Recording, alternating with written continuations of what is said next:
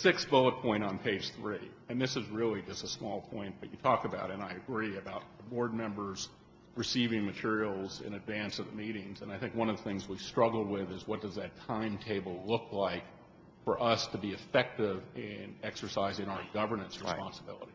And that is that's not to be, the staff is under tremendous pressure. People are coming at them in 100 directions, and we're a huge organization with lots of things. But I think one of the things we're still struggling with is what's a best practice in there in order for us to be effective, acknowledging that there are emergencies and things get added to agendas. I think we are still a little bit fluid on that subject, and getting guidance from your experience would really be helpful. Well, I have strong feelings on this one. I've been on both sides because I used to set the agenda for the board as Secretary of Monsanto.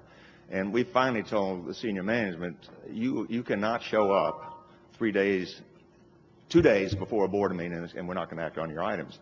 When they finally got it, they started planning better. So I do think for a board to be effective, you have to have time to read things and absorb it.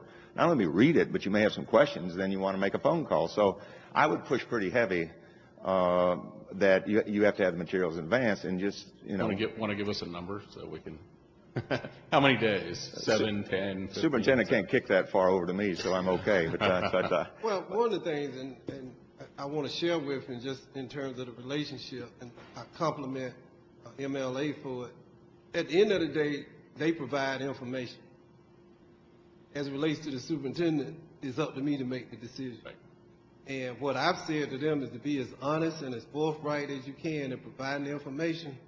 The board has hired me to do the job of the superintendent, as are the voters have elected you to be a board member.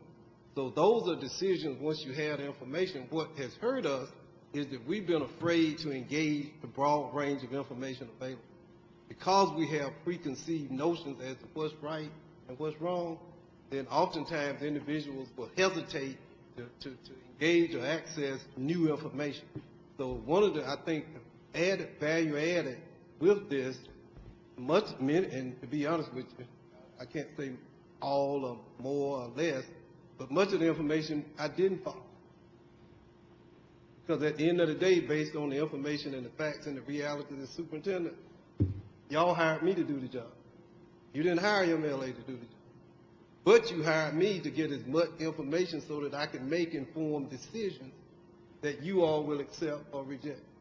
So that, I think, Mr. Orson, is not so much do this, but this is something you can consider as a board member, accept it or reject it, but consider it. No,